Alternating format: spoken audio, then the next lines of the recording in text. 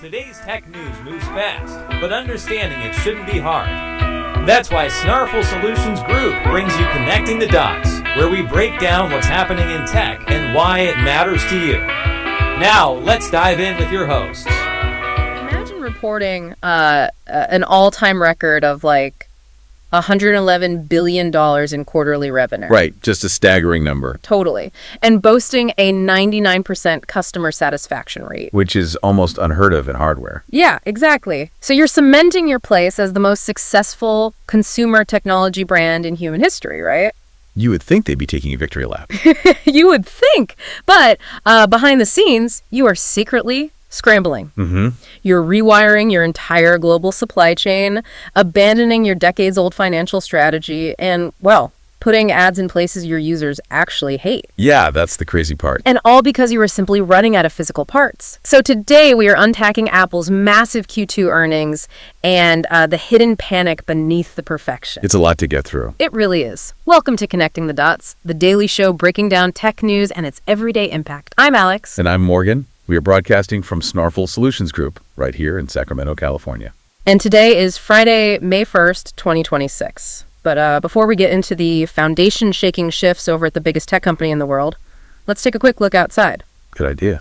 So, on the national weather map, we are currently tracking 398 active U.S. weather alerts. Wow. Yeah, with 135 of those hovering right over land. So you will definitely want to point your browser to weather.gov for the granular specifics in your area. Always a good move. What about locally? Well, as for our local Sacramento weather summary, the system is currently returning an unable to retrieve error. Oh, perfect. Yeah. Which is basically the universe's way of giving us permission to, ignore whatever's happening with the clouds, to stay securely glued to our screens and talk tech. Exactly. I'll take it.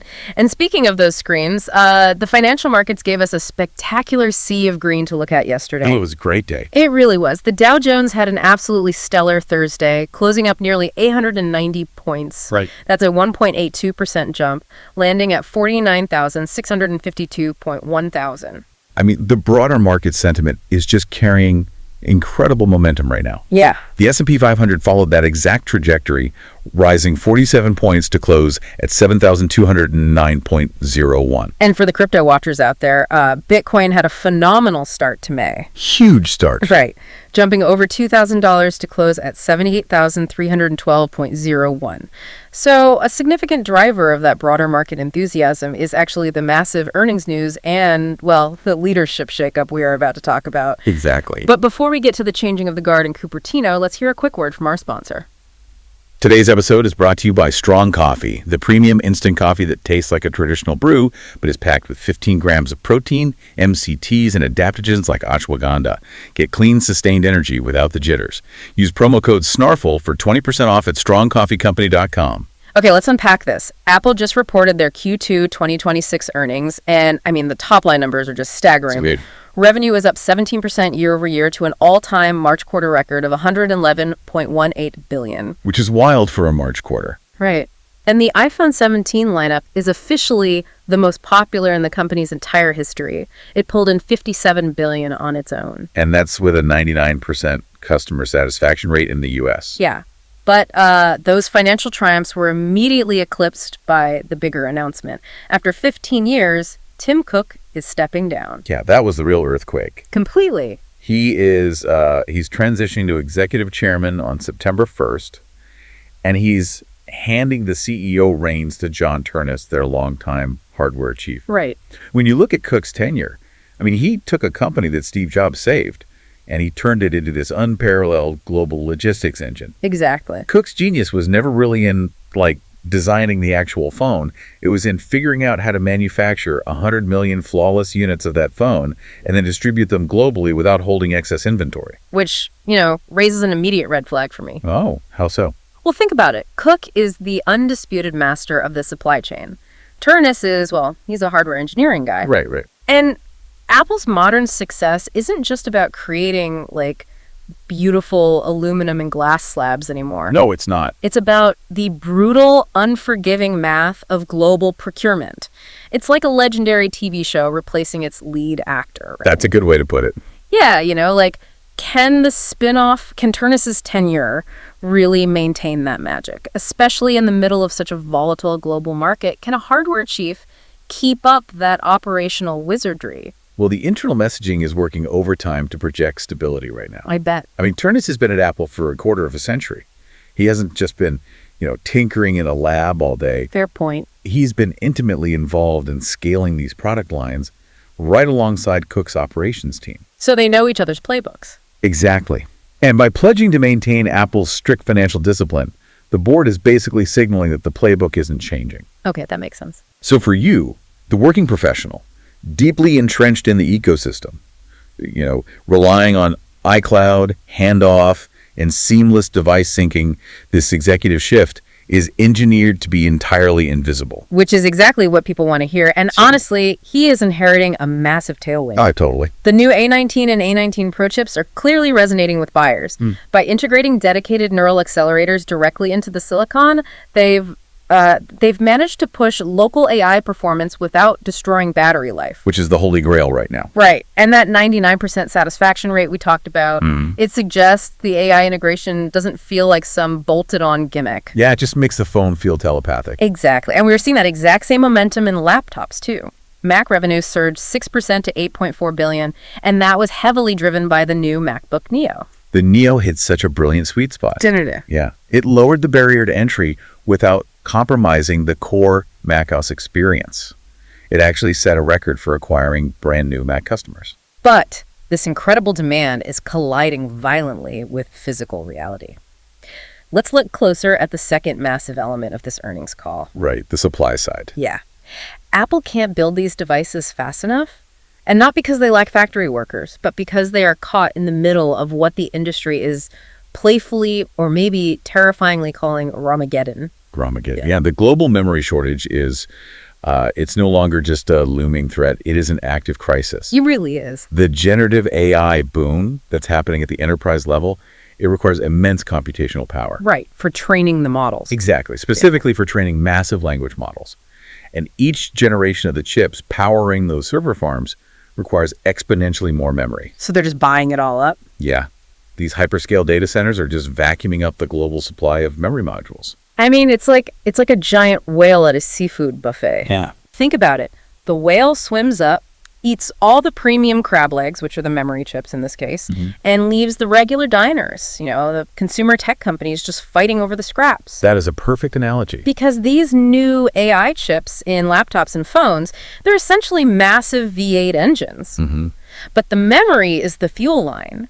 So it doesn't matter how fast the neural engine can process data if the memory bandwidth is too narrow to feed it, right? Exactly. And enterprise data centers are buying up all the widest fuel lines for their server racks. So it leaves consumer tech companies starving for data pathways. And Tim Cook explicitly warned about this. He said Apple is going to face, quote, significantly higher memory costs starting in June. Yeah, and the squeeze goes beyond just memory modules, too. Cook pointed directly to constraints on the advanced nodes for system on chips. The actual fabrication. Right. We are talking about TSMC's 2 nanometer and 3 nanometer fabrication lines. Wow. There is zero idle capacity globally at that microscopic scale. None. You can't just spin up a new fabrication plant to meet demand either. Because they take forever to build. Exactly. These facilities take half a decade and tens of billions of dollars to build. In previous years, Apple had the capital to simply buy up all the advanced node capacity. But now AI hyperscalers have the capital to outbid them, or at least force a bottleneck. Man. So if enterprise AI data centers are hoarding the memory and maxing out the fabrication lines, the fallout hits the everyday buyer immediately. Yep. Cook stated it could take several months just to reach a supply-demand balance for the Mac Mini, the Mac Studio, and that wildly popular MacBook Neo. So for a listener trying to plan a purchase, the friction is going to be incredibly real. Oh, for sure. If you are outfitting a home office or, trying to buy a laptop for a college student this summer, you are entering a severely constrained market. Especially when you realize who you are competing against for that inventory. Right. The earnings call noted that Kansas City public schools are completely swapping out all their Chromebooks and Windows PCs. Yeah, they are moving their entire high school student body to the MacBook Neo when institutional buyers place bulk orders on that scale in the middle of a silicon bottleneck. Retail inventory just simply vanishes. Exactly, which forces a very difficult conversation about pricing. Yeah, it does. If memory costs are quadrupling on the spot market and advanced node fabrication is at an absolute premium, those costs have to be absorbed somewhere. So are we looking at a scenario where Apple finally breaks its traditional pricing tiers? I mean, Like if the internal components of the upcoming iPhone 18 or the M5 MacBook Pros are radically more expensive to source, it seems inevitable that they will just pass those hikes directly to the consumer. right? Well, analysts are heavily modeling that exact outcome right now. Apple's legendary supply chain leverage protected them from the early waves of inflation, sure, Right. but they cannot defy the physics of global market economics forever. We should absolutely expect noticeable price hikes on the Pro and Max models across the board. Man.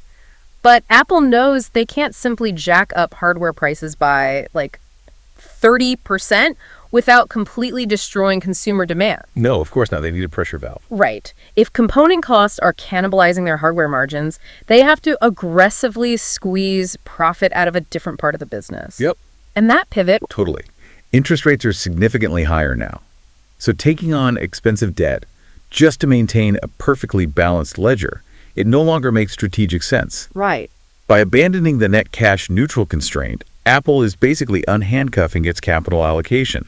They are freeing themselves up to deploy that cash directly where it's needed. Without worrying about maintaining that artificial equilibrium with their debt load. Exactly. And to ensure Wall Street didn't panic at this shift in strategy, they immediately flexed that unhandcuffed capital. Though they definitely flexed. Yeah, they authorized a staggering new $100 billion share buyback program and raised their dividend by 4%. It is the ultimate corporate flex. Seriously. They are signaling that despite skyrocketing memory costs and severe supply constraints, their underlying cash generation is so robust that they can still return historic amounts of wealth to shareholders. But financial engineering alone doesn't actually solve the margin squeeze. No, it doesn't. The real solution lies in their services division, which just hit an all-time revenue record of $31 billion for the quarter. $31 billion in a quarter. Insane. And to keep that engine accelerating, they are leaning heavily into an area they've historically, tiptoed around. Advertising. They are expanding App Store ad placements, and starting this summer, they are introducing ads directly into Apple Maps for users in the US and Canada.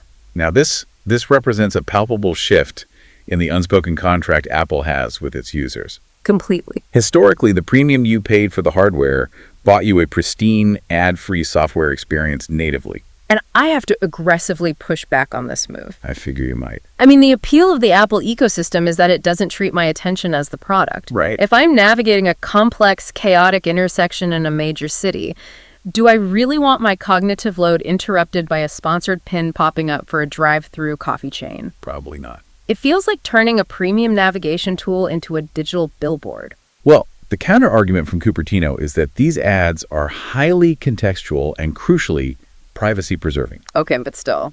They aren't building a persistent cross-app shadow profile of your habits to serve you a targeted ad. The placement is based strictly on your immediate search query within the Maps app at that exact moment. I get that. But your critique is entirely valid.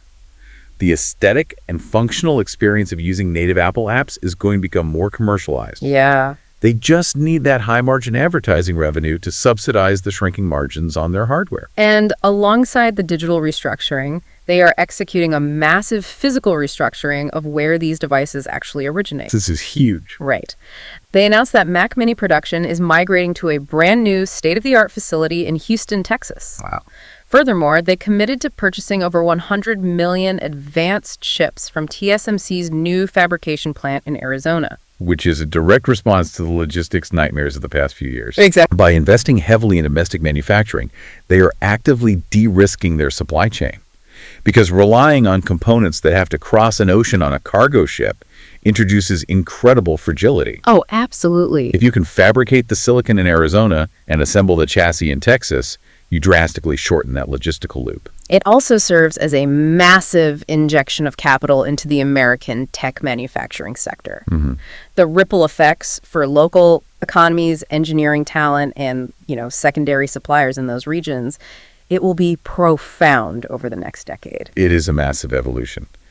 We are watching a company pivot its leadership, rewire its global logistics, change its financial philosophy, and alter its user experience, all in real time. And the interconnectivity of these decisions is what makes this so compelling. Right. A surge in enterprise AI data centers forces up the price of memory, which squeezes laptop margins, which then forces a company to put ads in your navigation app while simultaneously moving factories to Texas to ensure they can actually get the chips they need. It's all connected. It really is.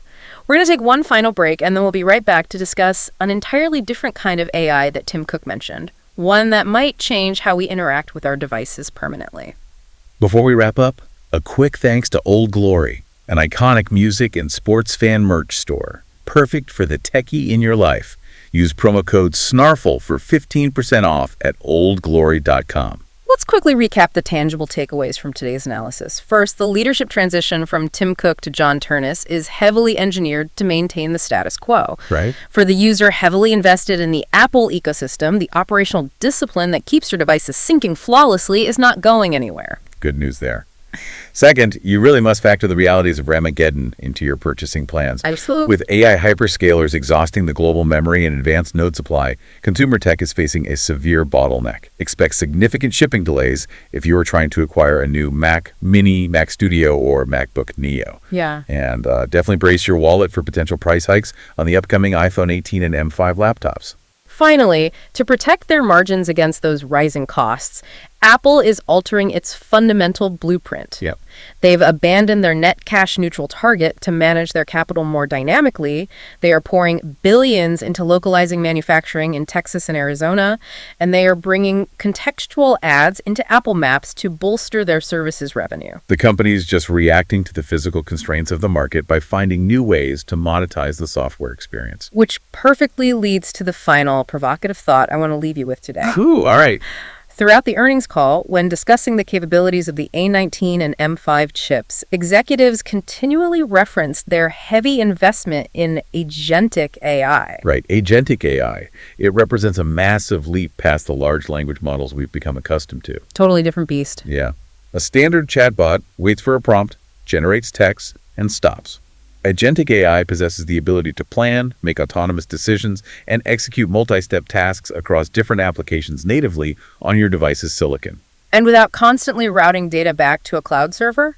Exactly. Think about the mechanics of that for a second. Okay. Instead of asking a voice assistant to, open your calendar so you can find a time to book a flight. Which is still a manual process for you. Right. Instead of that, an autonomous agent running locally on your phone's neural engine could analyze your schedule, cross-reference it with your family's shared calendar, find the optimal flight, book it using your stored payment credentials, and automatically draft an email to your hotel confirming a late check-in. It's wild to think about. And the hardware is being explicitly designed to support these independent actions right now. It entirely reframes the dynamic between human and machine. You are no longer the manual operator of a digital tool. No. You are stepping into the role of a supervisor, overseeing an autonomous agent that operates on your behalf. Exactly. As these devices gain the localized processing power to manage our digital chores without our constant input, are we rapidly approaching the moment where our phones stop being windows we look through